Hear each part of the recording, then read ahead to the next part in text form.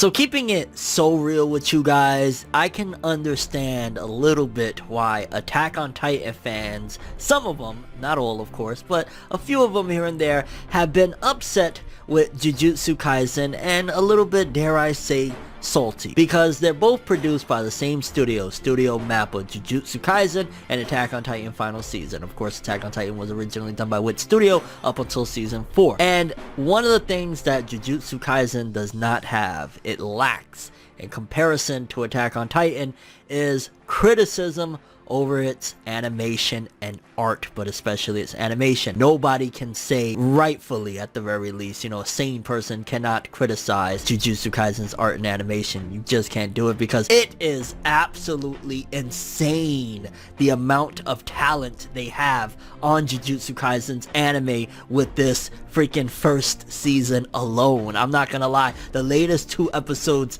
16 and 17, just demonstrate that. It seems as though the team that is working on Jujutsu Kaisen, they very much so love this. They are very passionate about it because they are putting in all the stops into these battles between episode 16's Panda versus Mechamaru, and a little bit as well they had more of Yuji versus Toto, and then 17, the amount of battles in there that all of them looked phenomenal. From Nobara versus Momo to Mai versus Maki, just every freaking battle, badass females going in. This is why Attack on Titan fans are upset, because Attack on Titan, while it is phenomenal, and again, it's really a stretch to complain about Attack on Titan as well, but I understand to a certain degree because, my god, it is so freaking insane the level of amazingness that Jujutsu Kaisen is looking like in this episode, these last couple episodes, this freaking season in general. But yeah, we've got to talk about episodes 16 and 17 of Jujutsu Kaisen. Without further ado, people,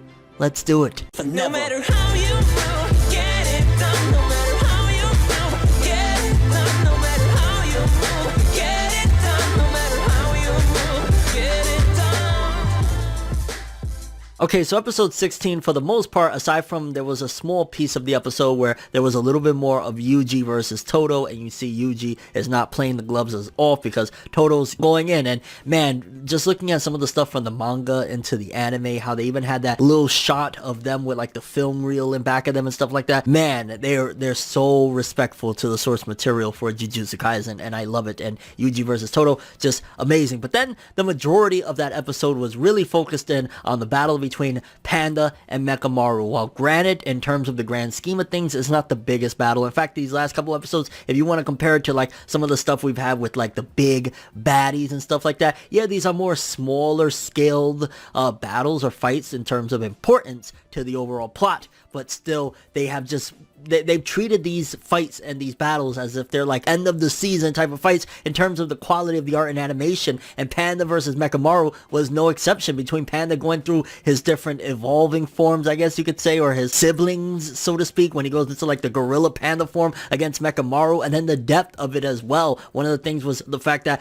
Mechamaru was insecure about the way he looks because, he's really damaged, and that's basically like a robotic body that he's been using remotely to fight against Panda and shit like that. So there was a little bit of depth in it, and just it was an amazing battle from start to finish. I'm not gonna lie, the brutality of it, and I ain't gonna lie, because again, that's one of the things about Jujutsu Kaisen, that it's so much detail to it that you forget sometimes. Like, I genuinely forgot what the outcome was going to be. So that moment where I thought Mechamaru took down Panda and shit, I'm like, oh damn, so is that really how it went? I forget. And then Panda's boom wins the match against Mechamaru, and I gotta say that was an epic and iconic battle. But also, I love the lesson in all of it, because and it's very simple, but at the same time very strong, when it's clear to Panda that Mechamaru, like, he has a problem with the way he looks and things like that, and Panda's like, but fam, I'm a panda, do you not see me? Like, what are you worried about? And that just kind of put things into perspective a little bit, like, to give it in a broad statement, just because your situation is bad, there's somebody else's as much worse, and they're probably conquering. And Panda, he's at the end of the day, he's a puppet, so to speak, in a way, and he's a panda, and he's still rocking it, still doing his thing. So that episode, they did its thing. It was an awesome battle. Not the most important thing in the world, but what they did, what they had, it was freaking epic. But then 17, my god, it felt like I don't even know how to describe it, because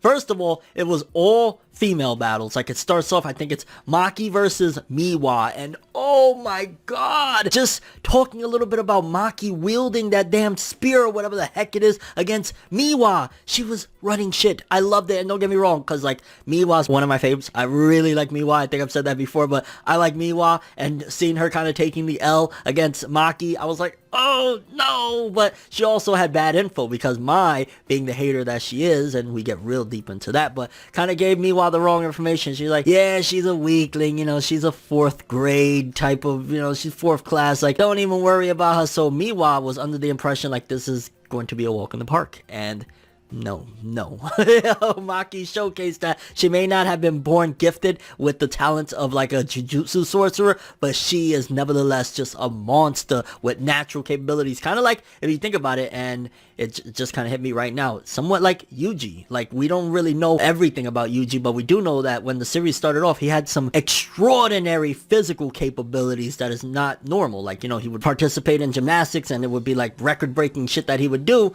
That's kind of the same thing. So I wonder if that's actually a undiscovered class, so to speak, or that's something special that Maki and Yuji have, of them being like naturally really extraordinarily gifted beyond human comprehension. That's something to note there. But nevertheless, Maki giving the works to Miwa, breaking her spirit just to get in closer. Like, the amount of intellect that she uses in battles is insane. And the anime is just slaughtering the manga. Just being honest, like, I read these chapters in the manga and I really liked them. I'm like, yo, Jujutsu Kaisen awesome. The anime is just and then we cut to Gojo and the rest of the elders, I guess you could say, watching the competition. And Gojo knows that a lot of this is fixed. He already is. I mean, he's Gojo. He already knows what's going on here. He's like, yo, we're not really seeing much Yuji. What's going on there? And we got Mei, I believe her name is. And a lot of people are calling her waifu already. I don't know about that. I'm just saying there's more to Mei, as we'll explore or whatever. But she's definitely money hungry, because she's basically doing things on purpose, because she's been paid a nice lump sum to essentially ignore what's going on with Yuji right now, thanks to that old guy. It's showcasing that they don't really have a guardian angel with Gojo able to like jump in when things is going bad. They're actually having to fend for themselves. So it's a convenience in the plot essentially, but it all makes sense and it works very well. And yeah, Mei, I've got a couple bucks over here. You want to come and have a little bit of fun, you little slag? But then we get the Nobara versus Momo fight. Was amazing as well. Again, art and animation. Every fight, I don't understand how they're even capable of doing this. Like, Mappa, how are you doing this? On top of that, you're producing Attack on Titan, which again, this is probably why Attack on Titan fans been attacking Jujutsu Kaisen, because yo, it looks freaking amazing. Nobara put in the works on Momo, jumping, grabbing a piece of her freaking broomstick, using it to curse her. And to be honest with you, Nobara should have won. Nobara would have won that battle. There was 2 instances, not only one, but 2 instances that pretty much stopped Nobara, one of which was self-inflicted in a way, essentially because of the way she feels about things. It kind of screwed her over, because one, she could have stopped her. She could have defeated Momo right there if it wasn't for the fact that she was thinking, well, damn, if I hit her with this hammer raw, straightforward, I'm going to kill her. So she turned it like squeaky or something, which was really random when she was knocking Momo. So she hit her once, and then, again, if it was a regular hammer, it would have taken her down. But then when she was going for the second blow, the other waifu, which I don't understand how Jujutsu Kaisen has all these waifus, blast her. She was camping nearby and blast Nobara, and I'm just like, yo, between, first of all, Nobara's character design never looked better in this show thus far. Like, every angle of her facial expressions, just in general, Nobara looked goated, okay? Like, I don't understand. I don't even know which one to choose. Like, I was just talking about how, like, I love Miwa, but then Maki was amazing. I'm not a Momo fan, I guess, so there's that. But then, you know, Nobara's godlike, and then we got Mai camping around, and Mai, her personality is very like tsundere, leaning towards like, oh my god, you're a fucking bitch, but she's going to hold as well, lad. And then that leads into another fight. Like, how many fights are we gonna have that is actually really good? So for people that looked at Jujutsu Kaisen a certain way, maybe they're like, yo, it doesn't have as many fights as I would like. These last couple episodes alone have provided more fights than a lot of anime out there, because again, like I just said, episode 16, the whole Mechamaru versus Panda, and then in this this episode, from Miwa versus Maki to Momo versus Nobara to then Mai versus Maki. I will say that this fight had the most substance of all of it because they're sisters, and one of the big things is about the Zenin family, which it really got deep into the lore. So not only are you getting epic and iconic battles, but you're also getting the characterization within the fight of, you know, getting to the meat of these two characters. Why does Mai look at her and hate her so much when that's her sister? An understanding of Maki leaving the Zenin family because of the way they were structured and having them there as servants, and her saying, I'm gonna come back and I'm gonna run shit, which, to be honest with you,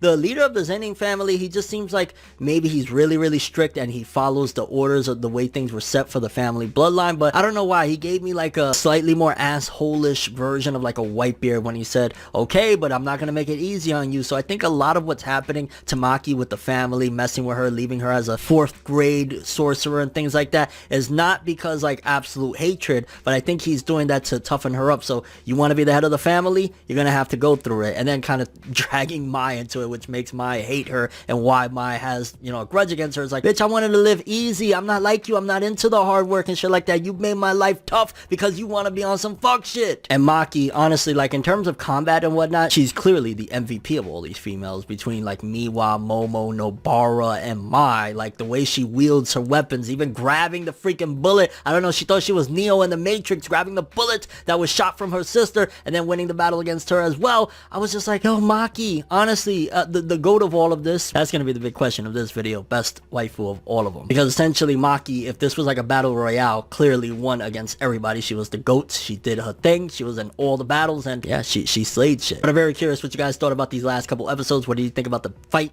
of Panda versus Mechamaru? How did you feel about the outcome of that? What do you think about this episode? The fact that Gojo knows that they're basically plotting on Yuji, and why the cameras is not focusing in on him. Also, who was the best waifu of episode 17? Was it Maki with her wielding crazy fighting tactical ways? Was it Mai with her tsundere bitch-ish kind of ways but still being a little bit caliente? Was it Momo? I don't think it was Momo. Was it Nobara? Yeah, Nobara. Little bit of a spicy one. Or maybe it's even Mei Mei. Maybe Mei Mei with her money hungry ways just got you a little bit. Just your thoughts of the episodes. Like, I'm not gonna lie, they really are putting in all the stops, and just major props to Mappa. Like, this isn't the only anime that they're working on, and they're doing this where just the fluidity, the visuals, everything is like, Jujutsu Kaisen might turn out to be, honestly, the best looking anime of 2021, and it was one of the best, if not the best looking animes of 2020. They're pulling out all the stops. So all I have for this one, thanks for watching. Hope you enjoyed. If you liked anything I had to say or enjoyed the video, drop me a like. I'd greatly appreciate it. And if you want more from me, make sure to subscribe, follow me on Twitter, Instagram, hit that bell to get all notifications. And if you want to follow any of my other social media, links are in the description below. I'm ForneverWorld, and as always, people, have an awesome day, and remember the golden rule: anime and manga for life, boy. Have an awesome day. Peace in. And yeah, this was a spicy one, a little bit of a cat fight. I loved it. Have an awesome one. Yeah, watch Jujutsu Kaisen. Go ahead.